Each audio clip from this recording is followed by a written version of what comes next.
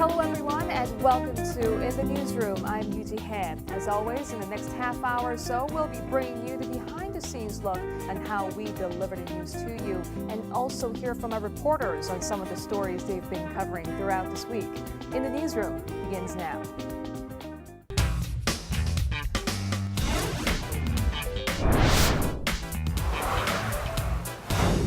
Hello everyone.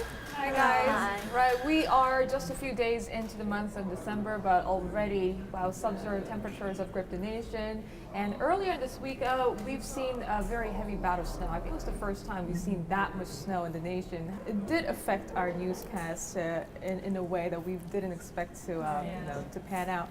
Yoo-li-an, tell us. So it was Wednesday we had our major snowfall, and I was night shift. So I didn't really expected that I would be the one covering the weather, so I just come in like jolly to work, and boom, like you're gonna go out there and connect live. Right, it was the first major snowfall of this season. Here in the nation's capital, the snow has stopped falling, but the next major concern will be the widespread ice, as the temperature is expected to dip well below the freezing point later this evening. We have Arirang News' Yoo Li-an out there on the streets of Seoul, and she joins us live to give us the details.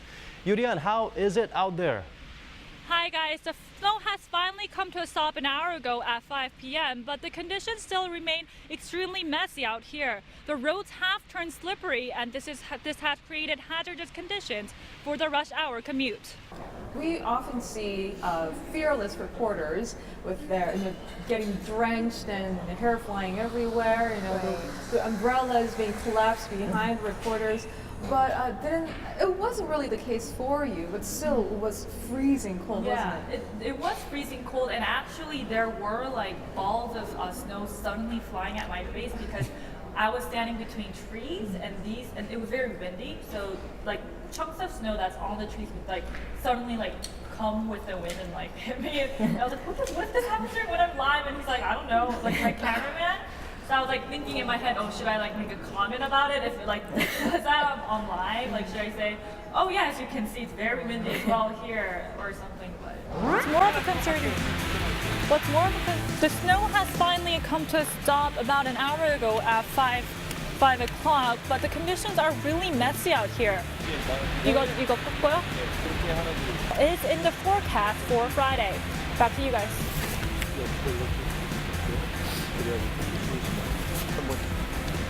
지금 이어폰이냐? 왜? 한 발자국만 앞으로. 뉴스 시작했어요? 어떡해! 시작했다고? The snow. What's more of a concern now is that all this ice and hazardous conditions for the rush hour commute. Now Thursday morning is expected to be much colder than today. 재밌다. 왕치 어쩌지? Hi guys, the snow has finally come to a stop an hour ago at 5 p.m., but the conditions still remain extremely messy out here. Concern now is that all the snow will turn to ice, creating dangerous conditions out here. We will see extremely cold conditions on Thursday morning with temperatures dipping as low as -10 degrees. And in the forecast for Friday. Back to you guys. You did a great job, by the way. Let's give her a round of applause. Yeah. Embracing this weather.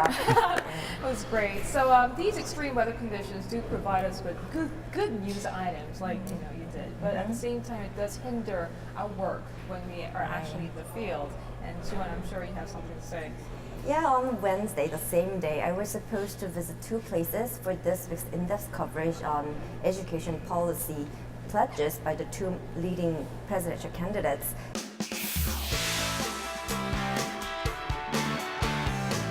I was supposed to visit two places, but then it started to snow by around noon, and from our company to that place is usually taking around like 25 minutes, but then it took an hour and almost half.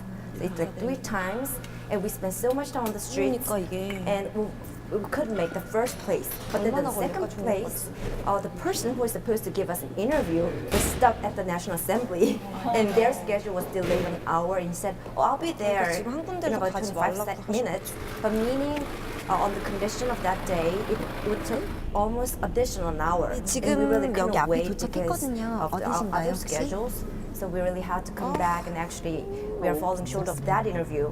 But fortunately, the first interview was just enough to give us a full explanation about the policy pledges. That's great to know. And speaking of policy pledges, I mean, we have less than 2 weeks to go until the big presidential race. And right now we're doing a series of in-depth coverage like one you did right now. I think we've done the foreign policy, the economic democratization, and of course education. It is one of the most prominent and defining issues at this presidential election. Can you tell us more about your story?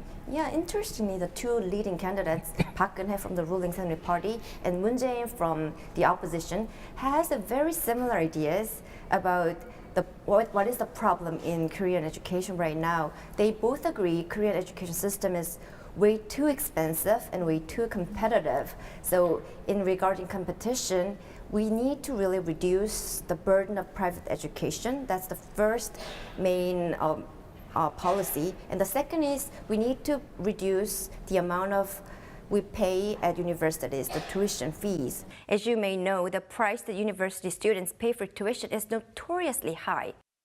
Both candidates are pledging to cut the price of college tuition in half. But they have very different plans for achieving this goal. Park wants tuition to be calculated based on the student's income bracket. Moon says he wants to reduce college tuitions for all students across the board. Right, so where will all the money come from? Is this feasible?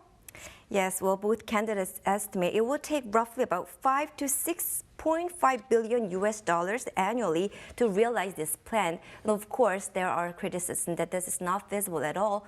But other people from like civil society says it's just an excuse. We can always, have those money. Besides the tuition fees, any other pointers or pledges they've made? I think one of the most interesting pledges is that both candidates are also maintaining the same policy, which is for those who are in their second grade of middle school, which is 15 years old, they will get a free semester. They don't have to get any academic credits, and all they have to do is just search for their future. Isn't that great? I wish I had those opportunities. Middle school, did you say? Just one semester. They are called free semester, and both candidates are pushing, half of the same idea. Well, whoever becomes the next leader, hopefully those pledges would come true. But like you said, since this race is expected to be a tight neck-and-neck race, a lot of the candidates are coming up with those, trumpeting their ideas and their pledges, so to win as much vote as possible. And I think it's about time we talk about the TV debate that we saw earlier this week. It was initially aimed at providing our viewers, or voters like ourselves, to give them a chance to see what sort of pledges and promises and views these candidates have envisioned for the future of this country. But did it really provide that? I wonder. Have you guys seen the debate? Yes, we have. Some say they weren't prepared. Some say one stood out against the others. What do you think? Well, as for me, I was looking forward to listen to their policies, but then it became a drama. Yeah, It really did. Yeah. And also, I think there's a lot of comments on the internet that said the structure of the debate was also a problem. Like each candidate got I think about a minute 30 to really answer. And later on when I watched it, I felt like it became like a competition of who can say more to attack the other candidate or, about their ideas within that time limit.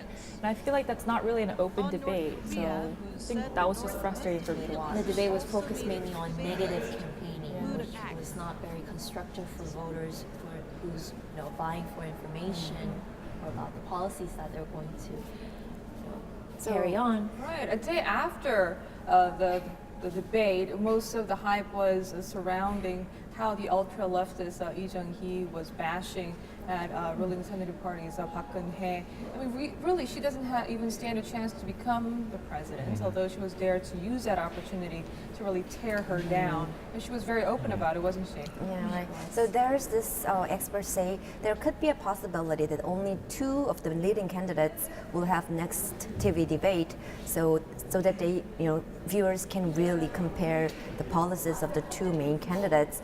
And also there are like two more TV debates are left. One for economic policies and the next for some welfare, culture, and other small issues. So I'm very looking forward to seeing other debates to come more. Me too. Yeah, me too. I think everyone agrees on that. Yeah. Right, okay, so we have less than a month left until the year 2012 comes to a close. Do you guys have any New Year's resolutions? Lose weight and stay in shape and become more healthy. Lose weight? You? I know what I mean. Gain weight? Staying in shape and try to become more healthy because I feel like I'm very tired these days. Yeah, I'm kind of on the same page with her. I think keeping your health in check is really important because as being a reporter, we have to be constantly out there. It requires a lot of physical strength and it's physically demanding this job. Right. It really frustrates you when you want, like your head, you know what you want to do, but then your body can't keep up with you. And it's just, you got to keep training, I think. Right. I mean, speaking of health, I'm sure a lot of the smokers would have their resolutions set for quitting and stamping out the habits of smoking. And I think the story that Hyun-bin did this week could serve as an extra motivation. Can you tell us? Yes, definitely. Restrictions these days is on a rise on smoking itself. Earlier this year, the Seoul central government banned all smoking in like thousands of areas, like bus stops and subways, near subways and stuff like that. And now they're enforcing a ban on restaurants and bars, and they're going to ban smoking there starting December 8th.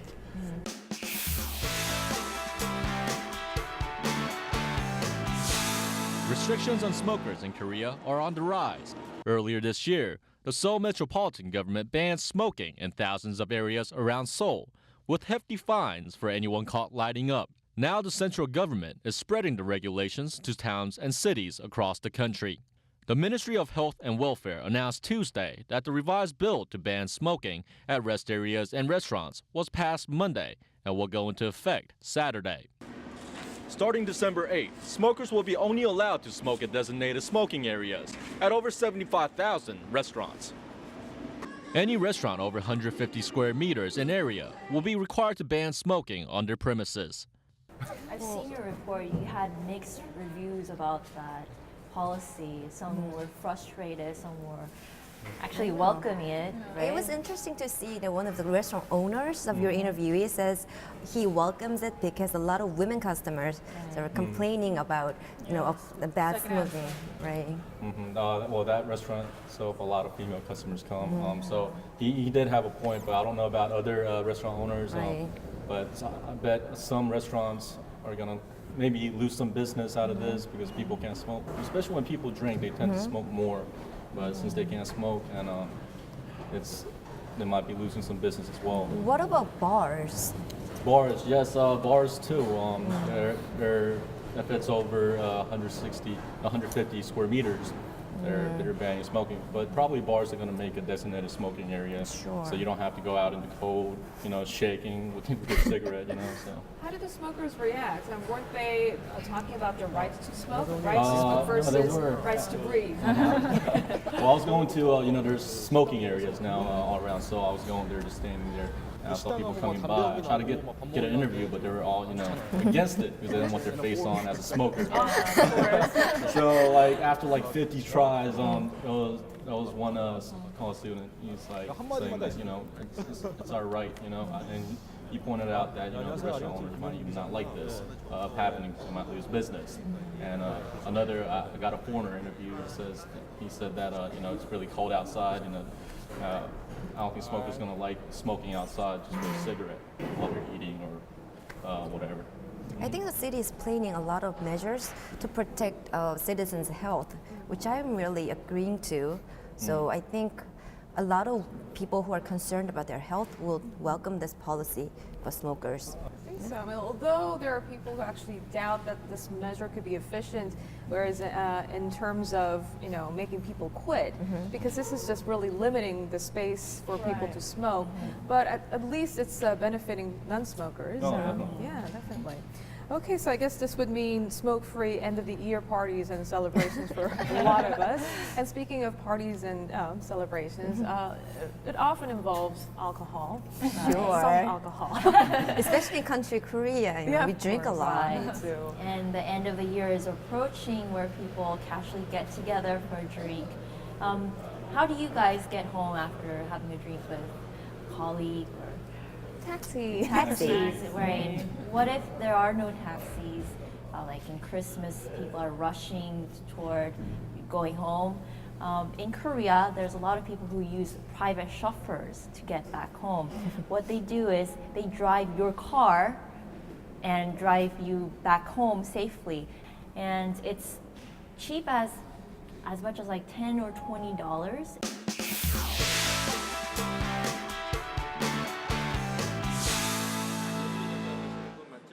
57-year-old Lee Chang-soo has been a chauffeur in Korea for almost 5 years now. But instead of driving his own car, he makes his living driving other people's cars, normally for people who had too much to drink to get behind the wheel. It's a difficult life, Lee says. He and the 100,000 or so chauffeurs in the country often work the graveyard shift, where they're forced to deal with intoxicated people day in and day out. Their compensation for their troubles, usually around $1,100 a month. Lee works for 8 hours a day, but he only takes home 60,000 won or $55. In order to change that, Lee and his colleagues are taking initiative. Yeah, I mean, this time of the year would be very busy for them. So I mean, I think this is a very timely piece that you did. So what did they say? They were struggling to make ends meet, and that's why, and I had to, listening to his personal stories, I see why his move to make a cooperative, to form sort of like a union between chauffeurs is necessary at this stage. So how bad is the working condition are we talking about? It's comfortable for us to pay a meager price for such a convenient service, like $10 to $20, but they don't get all the profit. They have to pay about 20 to 35% to call centers who hire them as freelancers. And they have no health benefits. These people work in graveyard shifts, which is from 7 p.m. to 5 a.m. for 8 hours. They take home about $55 a night. 안녕하세요. 저 김정희자입니다. 그 모두 이번에 대리 기사분들이 힘드셔가지고 콜센터에서도 부당한 이익을 준다고 했는데 대리기사한테 불리한 거 있으면은 같이 활동을 하다 보니까 앞으로 우리가 어떻게 대리기사들의 권익을 지켜야 된다. 그리고 그런 부분에 대해서 이제 저는 권익에 대해서는 이제 굉장히 앞서서 얘기하는 부분이 있었기 때문에 이건 내가 갈 게 아니다 그러면 뱉어. 그럼 이유 없이 500원. 아 그래요? 네, 이유 없이 500원이에요. 그리고 선택권도 없어요. 그거를 그냥 전화 없이 내가 취소를 했을 때는 500원이고 일적인 부분이 있기 때문에 저는 이거는 노동자가 아니라 자생업에 가깝다. 일례로 그런 거 말고도 또 다른 일례로 그 벌금 제도가 아까 얘기한 벌금 제도가 시행이 되는데 그런 것도 이미지도 개선돼야 되는 거고 우리나라의 어떠한 그 문화의 하나인데 저는 이거를 좀 우리나라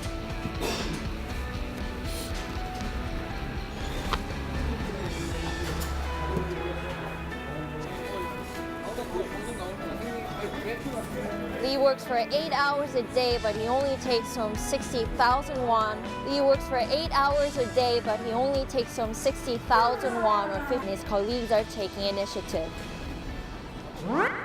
I mean, I use their services from time to time. Me too. And it's really convenient. And of Right. course, like you said, I mean, there are very few places in the world that actually have this very convenient services. And I had no idea they were going through that sort of a very, they were going through that sort of a dire situation. Well, it certainly was an eye-opening piece. Thank you very much for that, Ji-yeon. So really, this time of the year is when we drink and dine, and we rarely move. I mean, like what we're doing now. So it's really the time of the year that we put on some weight, unnecessary weight. Right. And one of the ways to really boost them up and go out there in the field is what? Golf. Golf is one, and there's a rising trend here. It's a leisure sports activity called screen golfing.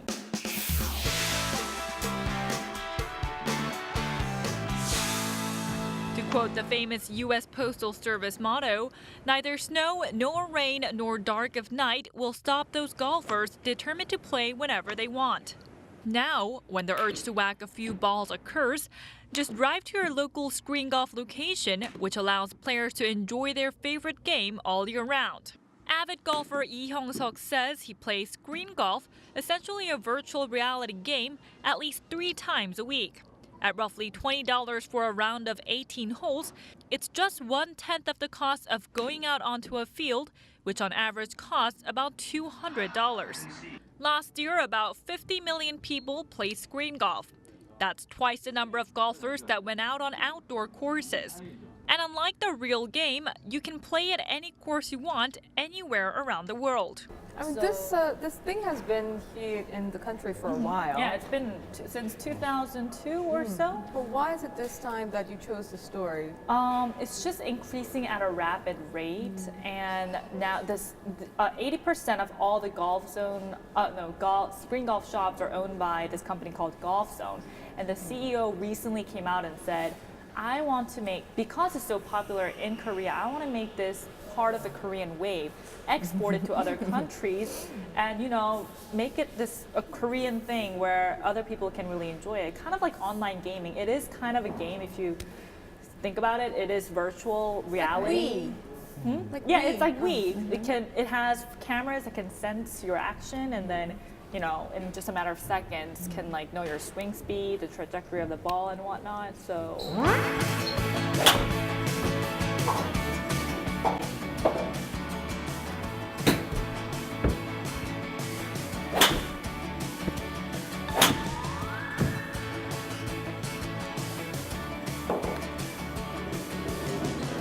날씨, 시간 관계없이 할 수 있고 가격. 제가 마이크를 드릴게요. 필드 나가는 것보다 스크린 선호하시는 이유. 필드 나가면 그린피가 비싼데 스크린은 그린피가 저렴해서 좋은 것 같습니다. 레이디로. 저 진짜 막 헛스윙 장난 아니고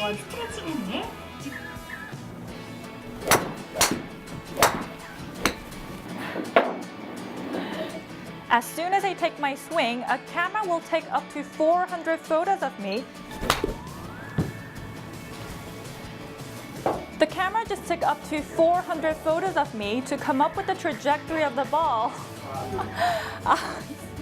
my swing speed, and the landing point, all in just a matter of seconds. 이거 뭐야?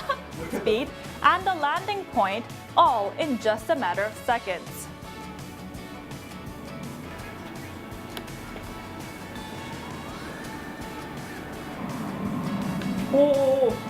없어. I think it's an ambitious goal that the person who in charge of this business was thinking to export it and make it into a next K-wave. Yeah. Well, thank you very much for that to Li-an and everyone for another great week this week. And hopefully we can bundle up more and look out for slippery roads. And I know we have a very busy days and weeks ahead. So good luck. All right. All right. Have a great day.